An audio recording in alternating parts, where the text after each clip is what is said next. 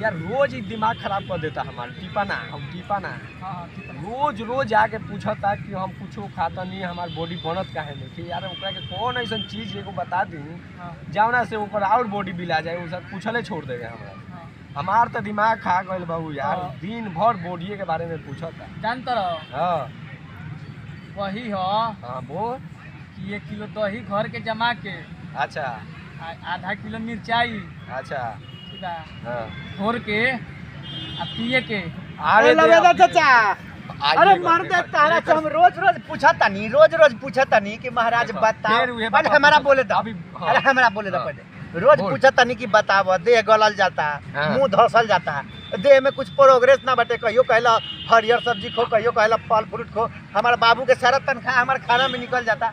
Body बना था पहले कुछो बनल कैसे बनी? आज तोरला बढ़िया सोच के आयल बानी बाबू, बढ़िया सोच ले आज बारा। तोर बॉडी बना देवे ठीक एकदम बात है, बना बढ़िया देम। बढ़िया सोच ले बारा तो बढ़िया से बतावा। बढ़िया और वैदिक बाबू ए सुंदर चाचा तू बतावा ओमे कोनो खर्चा नहीं के 1 किलो दही ले लिए बाबू।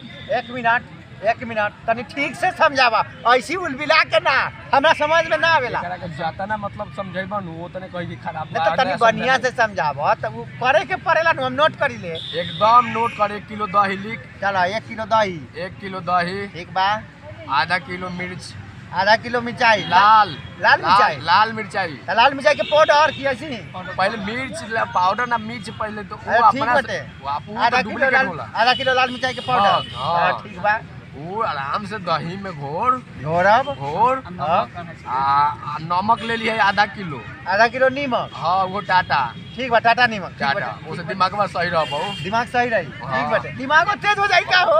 अच्छा बता दे अच्छा ठीक बटे, दिमाग तेज हो जाई का? दिमाग उसे तेज हो जाए। अच्छा अच्छा ठीक बा। ठीक बा। और रात के सूते के बेरा अच्छा आज सुबह खाली पेटे खाली पेटे ओकरा के घोल बना के अच्छा। पी आ देख हमारा लेखा देख बॉडी देख अरे मर दे ई तो बॉडी बड़ा देखा तो। सौली रही है रे बाप रे बाप। बॉडी देख आ तहर गलवो रोज रोज फुलाई जाता। मार पे करबे नु 50 मार कुछ लिया के देख मार के देखी का? मार के देख ये तो बड़ा टाइट बटे। बाप ठीक बा रे। ठीक बा ठीक बा। ए हम समझ गए, सुना ए सुना ना देखो 1 किलो दही में आधा किलो लाल मिर्चाई के पाउडर, अब दिमाग में हाँ सुना ना अब 1 पैकेट नीमक हाँ। घोर के सुबह शाम खाली पेटे पिए के बटे ये नु। हां बस ठीक एक बा, बार ठीक एक बा। बार एक बार आउ कोई उपाय बा? बस एगो और उपाय बा।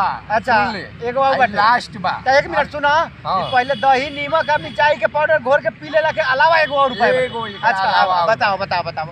गोईठा लिए ये गांव टोला माला में देखे गोईठा गोईठा हमार दादी पीजे देते ना मानी, अच्छा। सारा दीवार भरल बा गोईठा पाँच पाँच के बोला बस ना बस तू बोला। बानू हाँ बाटे ले लिए ते का करी है हाँ। आधा किलो दूध ले लिए अच्छा। बस दूध हो गइल। हाँ हरा मरचा ले लिए हरा मरचा हरा बड़ी मरचा। लाल मरचा कहले रही ना ना अबरी हरा हाँ एकदम ध्यान रही। दूध हवा में हाँ हरा मरचा के तौने लेप पीस दिए लेप हाँ। मतलब बना लिए ओके? ठीक बा, ठीक आ बा। दूध हवा में मिक्स करके ठीक बा और रात के ते पी के लास्ट में लास्ट में। एकदम लास्ट में अच्छा पी के सूत अच्छा आ रात के 2 बार मतलब मन में सनी लेवन के याद करके सूत अच्छा, देख यानी तोर कि- बॉडी के बनता ओकरा के पी लिए बुझ गई नहीं, हम बुझ गए नहीं, हम बड़ा तेज बानी दिमाग के बुझल। हाँ। हम अब सब समझ गए नहीं। उहे काम कैले बन था बॉडी दे उहे सनी लीवन के रात दिन याद बाप करे। रे बाप अच्छा अच्छा रात ठीक। दिन है बॉडी तो 1 मिनट तो रात के तहरा आधा किलो दूध में हरियर मिर्चाई के लेप बना के आ घोर के आ पी के आ रात के जय हो सनी लियोनी जपे के अब बाद एकरा असली बात दिमाग में ढुक हाँ, अच्छी कहली नु। बन जाई नु। आई गालवा पूरा फूल जाबो भाई हई दम भाई तो फूल जाई, आई बाप, फूल जाई। ए तो हम करता नहीं, हम आजे से शुरू बात करते। पे फेसबुक पर वायरल हो जाइबे जो फेसबुक पर फोटो डालब, गाल फुला के बॉडी बना के, अरे वायरल बाप हो रे, जाइबे मजा आ गई मजा आ गई। नमस्कार दोस्तों, मैं आपका दोस्त बॉबी मनोरंजन शर्मा। और दोस्तों कैसा लगा आप लोगों को ये कॉमेडी?